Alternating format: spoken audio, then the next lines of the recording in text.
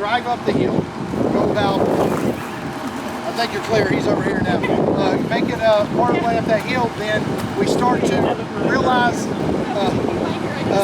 she did the same thing. We realize the front of that vehicle starting to move around, starting to lose traction. We can put our vehicle into reverse and start backing down that hill by doing what? Taking our foot off of the brake and letting reverse bring us down. Remember that engine braking I talked about? Engine braking, because of our transfer case, is going to give us hold back as we come down that hill. So, transmissions, you know much about them, reverse is actually our lowest gear in the transmission. So it's going to give us the most engine braking in reverse coming backwards down that hill. So how we're going to demonstrate that, Lucia is going to jump in the vehicle for me, put her seatbelt on, she's going to drive 15/16 of the way up this hill, stop, put the vehicle in reverse, take her foot completely off the brake and lay it flat on the floor and steer the vehicle back down the hill. Can you do that for me? Yeah, Lucy. Just one question about that though. Yes. I mean, like all these modern vehicles, they got a reverse lockout, but the brake has to be on to get it out of drive and into reverse, right? Typically. This one doesn't. Yes, it does. Okay, so she's going to have to literally She has put to the brake stop. on. I mentioned stopping, right? All right, just so same thing. If this was happening at a very much faster pace, then yes, we're going to have to put our foot on that brake, shift it into reverse, and then off of that brake again to be able to get past that lockout. Absolutely. The whole like 2-finger thing. No, we're not stopping up there to do that much. No, we're not getting out of the vehicle. Yes, he doesn't like your driving. He's not We're just going to be right here. All right. Oh, that's what I can do. I do have a job. Yes. Nice and gently for me. Nice and gently. Come on up. Come on up. Come on up. Hold right there. Hold right there for me. Put the vehicle in reverse for me now. Take your foot completely off of that brake and roll back down the hill. Engine braking is holding us back as we're coming down through there slow and controlled as we come off of that. Absolutely. Did we put our foot on that brake? Nope. And we came down nice and controlled, right? So that's how we want to come down that hill. Also, you remember me saying a minute ago, maybe we accelerate, get out of that side tilt just a little bit because our suspension will squat down. If we're in reverse going down a hill, what's going to happen if we accelerate? The front's going to press down, right? Nose is going to push down. What does that do then? Puts our steering wheels with more pressure on them so that we can actually steer the vehicle down the hill. Does that make sense? Oh, yeah. As you accelerate, rear of the vehicle is going to raise up and push down. So now our steering tires actually have more pressure on them to steer back down that hill. That may not be necessary on a dry day. Think about a wet, muddy day when our tires are slipping and sliding. The more weight that's on them, the better chance they are to steer us through that. Make sense? All right, come over that hill for me. Come to the very top of it. When you feel the hood start to drop, stop for me again.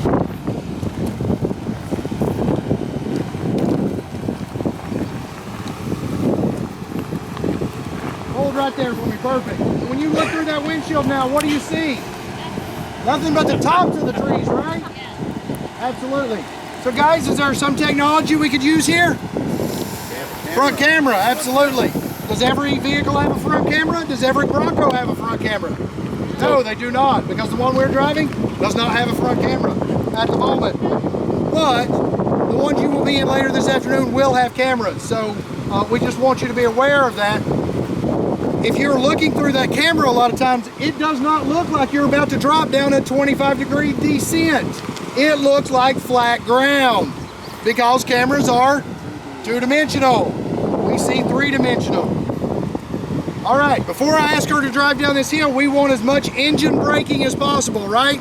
How are we going to get that? For low and first gear in our transmission. How do we get our vehicle in first gear and hold it there? Shift it down to manual mode. On the side of the shifter, there's a plus or a minus. We want to press that minus till we have M1 displayed in our instrument cluster.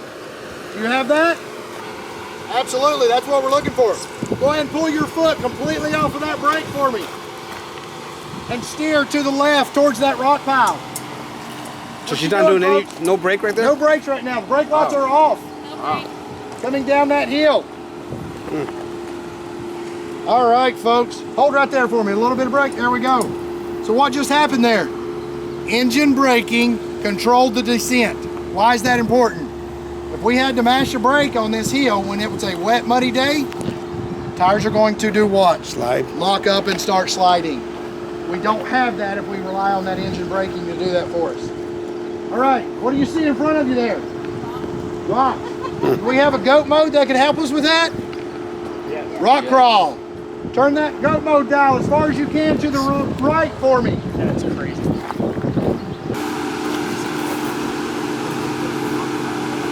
Y'all see that, folks? When she put that in rock crawl, what did it do? It moved. Because our stay bar automatically disengages when we go into rock crawl. It also does what? Automatically locks our rear differential. So we have 2 lights on the dash right now. I'm going to actually ask her to turn the rear differential off. Again, lines before lockers. Let's pick a line that she can drive across through here without using the locking differentials. If something goes wrong and she can't make it, we fall back on locking differentials. All right, folks, also I asked her to come out of manual 1. Why? I want her back into drive so that what? If we need to shift, it will automatically do that for us. If we stay in manual 1, we have all of that first gear torque that would cause tires to possibly start spinning. We go into drive, if we start spinning due to the RPM, transmission will hopefully shift and keep that tire from spinning for us. Make sense? Because we shifted that gear, so we lose some of that extra torque. Absolutely. Because we really, spinning tires don't help us. If they're spinning, they don't have traction, right? That's not giving us through anything. Kind of counterintuitive, but it makes sense. Exactly. All right, Brian, you want to spot her through here? So we are in a Bronco, Badlands with a Sasquatch. Let's run her up over this line right over here. So drive side tires over these rocks here. I will say we are pretty dry today also, so we should have pretty good traction then, right?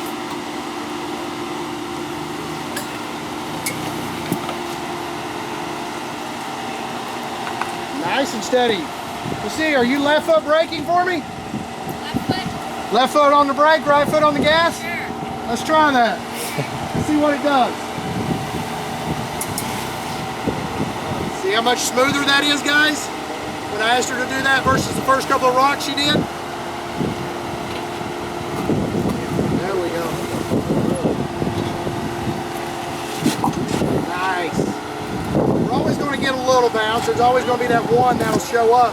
But if we can help limit that, then we're going to be better off in the long run. That's awesome. Good driving. Nice spotting. I love it. That's perfect. Hold it right there for us. Awesome. Guys, any questions with that? I know we just threw a ton of information at you guys in this nice sort of controlled area. Now we're going to take it out and use it in the real world in about 10 minutes. We got to get the rest of our group to get through here. Once they do, we'll head down to our Broncos and head out on the trail here for a nice trail drive. So right now, folks, go ahead and take your water bottles. Make sure we fill them up. Go use the restroom. Straighten those tires out. Come on up.